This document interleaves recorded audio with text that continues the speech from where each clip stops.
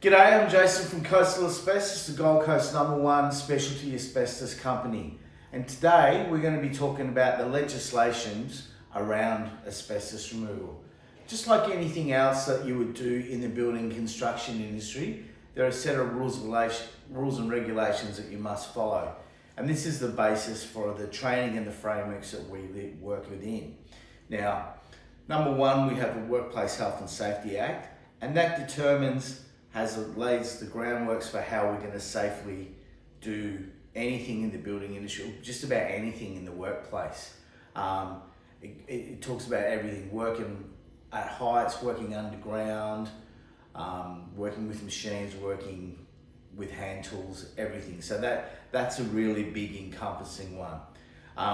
Another act that we must follow is how to remove asbestos safely. 2011 was the latest update.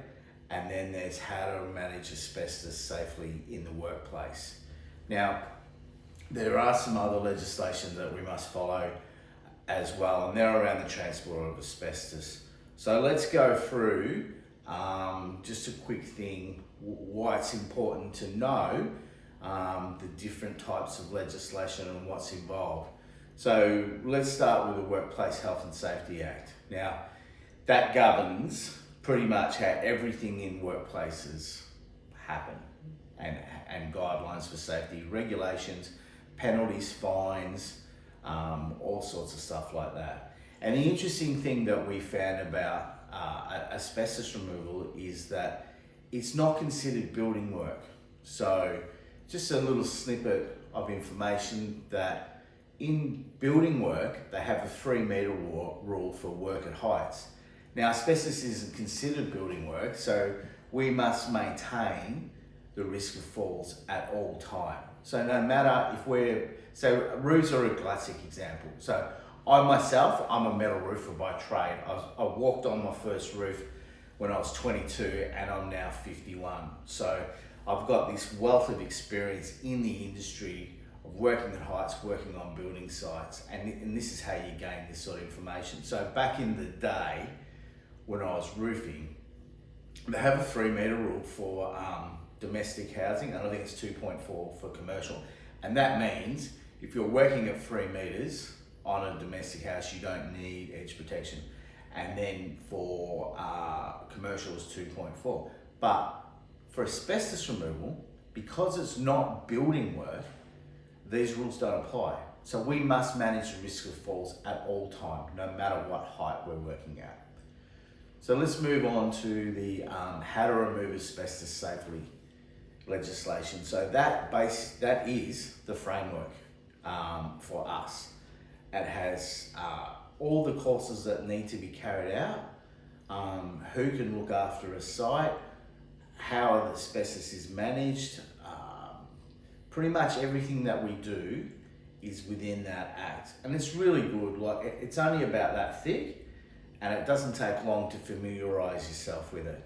The next act that directly affects us is how to manage asbestos safely in the workplace. Because here at Coastal Asbestos, we do asbestos registers and audits and testing and that kind of stuff. So those things are important for us to know. For example, in Queensland, every workplace built before 1990 must have an asbestos register and management plan. It's mandatory. There's no way around it. If we go to your workplace and it was built before 1990 and there's no asbestos, you still have to have a cover letter stating that. It's not good enough for a layman to just say, I know there's no asbestos here, we're not going to do anything. The fines are about $25,000 for non-compliance. The reason why registers are so important, and we'll go into this later, is because they keep people safe. And that's why that system exists. So one of the other pieces of legislation that we're involved is in the transport of dangerous goods, because obviously at Coastal Asbestos, we have our own transport license. But that license is issued by the Department of Environmental and Heritage.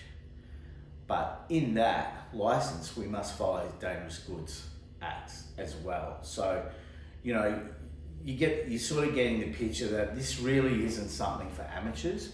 You really got to know what you're doing.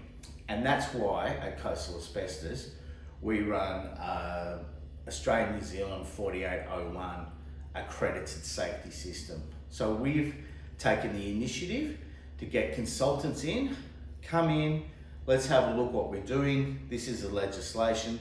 This is what we offer. This is how we operate. This is what we operate with. Let's build it out. So that was last year, I think 2020. 2020, we built out our safety system. It took weeks and weeks to get together. Then we had our audit, and just the other week we had our second audit. And we're proud to say that we're still compliant. So compliance, this isn't something that's mandatory. This is just something that we've taken the initiative to make sure that we're up to date with the latest information. If you're going to operate at a high-risk business, you need to know exactly what you're doing and how to do it. And we've got partners now, so we can ring our safety guy and say, hey, what happened here, what happened there. 1st of May, they changed the part of the how to safely remove asbestos. This year, they reclassified an asbestos board product from non-friable to friable. We know that because we're also members of Master Builders Association and the Demolition and Asbestos Removal Association in Queensland. So an asbestos removal company from the outside might look like, it's a little bit laid back and informal, but I can assure you, to run an asbestos removal business properly, to run an asbestos removal business compliantly, and to really act with integrity, you've really got to be you've got to be aware of these acts, you've got to be following them.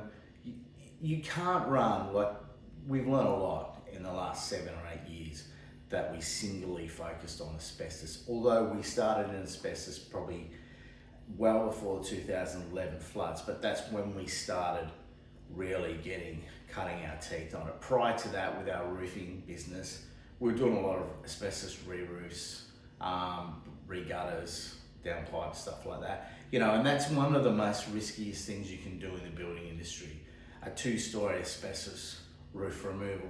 And back then, we had to deal with the QBCC Act. Now, in Queensland, the QBCC Act is the Queensland Building Commissioners.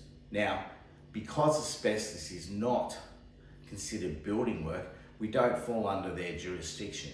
So we don't answer to the QBCC in Queensland. We answer to the Department of Justice and Workplace Health and Safety. New South Wales, it's WorkSafe New South Wales, and the other states and territories have their own bodies. So there's a little bit of an insight to you on all the kind of things that we've got to juggle and be across. And the only reason why we do all that is because we want to be safe, we want to be keeping our people safe, we want to be keeping you safe, and we want to be compliant because this is our business. And we take ownership of the fact that our business is about keeping people safe. So at Coastal Asbestos, our mission is to eradicate asbestos disease in Australia. And you can join us and be part of it by sharing this video and tagging your friends, especially people who are renovating or planning to renovate or even living in older homes. So if you like this video, there's plenty more of them. Just go over to our YouTube channel. Okay, so that's it for me.